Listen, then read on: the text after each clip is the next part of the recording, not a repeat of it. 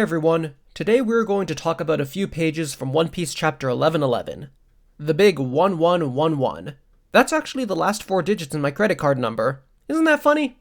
As usual, there were a lot of neat tricks on display, and in particular this chapter showed off the power of varying the style of line work, which is a pretty subtle aspect of manga art that we don't always see discussed in depth. So let's get right into the analysis.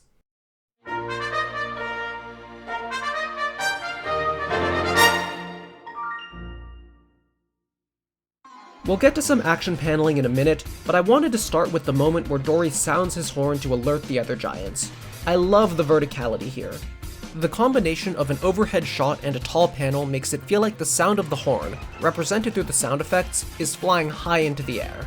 That then connects to the next 2 panels, where the giants at the ship are looking up at the sound effects, and we see the sound effects hanging high above the ship. So why does this matter? I think it makes the sequence smoother to read. The sound is treated like a physical object, even though it isn't one, and thus we get clearer visual continuity between the panels. Because we're reading a manga, it all has to be visual. For that entire sequence, our focus has been upward, on things above. And it just so happens that when we move down to the lower section of the page, we're now looking at things below, just as the giants went from looking up to looking down. I think this kind of thing is neat, because again, it just makes it more intuitive. Eyes move downward, eyes see something lower. It clicks with the brain. Now onto the action. As usual, we've got right to left flow with the attack, aligning with the direction the eye moves in. And there's a circular composition like the one Dory got, implying power emanating outward.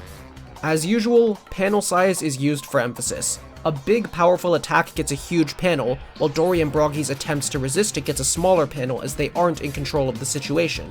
The tightness of their panel below also makes it feel like they're literally being pressed down by the attack coming in from the panel above. But this is also the beginning of a trend we're going to see on a few pages: variation of the linework style.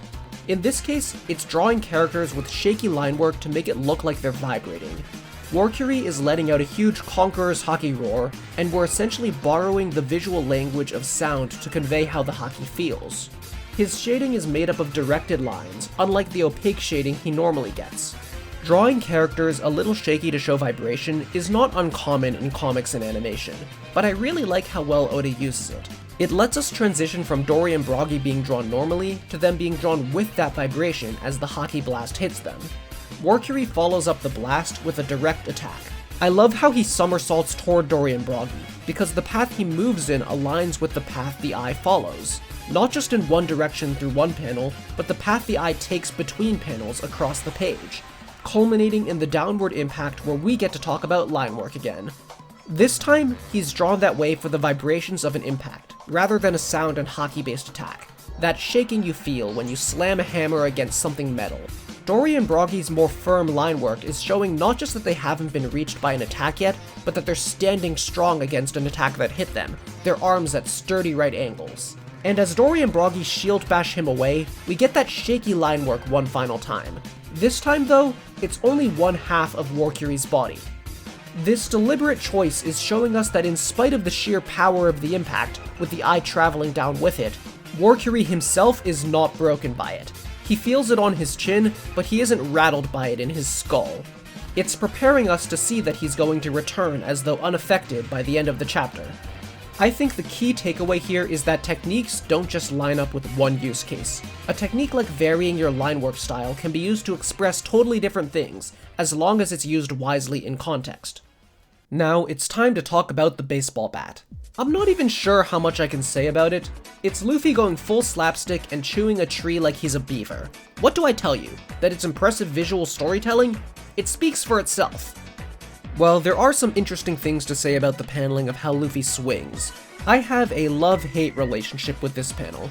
It's interesting and frustrating and feels almost like it was designed to befuddle anyone who wants to analyze the paneling. The eye starts on the right and moves across in the same direction as the swing. The follow-through takes the bat all the way around, since Luffy's arms are rubber and it can stretch that far. Except, wait, no, shouldn't it be swinging the other way? Then it aligns with the eye as it comes down from the panel above, and that means the round whoosh effect leads the eye straight into the bat, which makes a little more sense. His arm, too. Okay, it's supposed to be that. Except that doesn't make sense, because above, Luffy is winding up to swing his bat from his right to his left, counterclockwise. How can he be swinging it clockwise down here from his left to his right? Is that just an error by Oda? We can't assume it's a mistake though. If it's meant to be a counterclockwise swing, then it's still consistent with the eye moving in from the panel before. But it's just a little weird. A little weird to envision his arms wrapping around off panel instead of just leading straight to the bat on panel. If it is an error, then it is the pettiest of nitpicks. I am not treating it like a serious mistake. I am merely being driven mildly insane because I am not sure if it's an error. Or maybe it's explained by how Luffy is literally President Toon Force of the slapstick conglomerate here, so he can do whatever he wants with his arms. And the thing is, this doesn't matter. It doesn't matter. It doesn't matter. Because for 99% of you reading, it flows fine. He swings, the bat ends up down here, there's a top to bottom flow, and an implied rotational motion that feels fine without requiring you to think about which direction he actually swung in.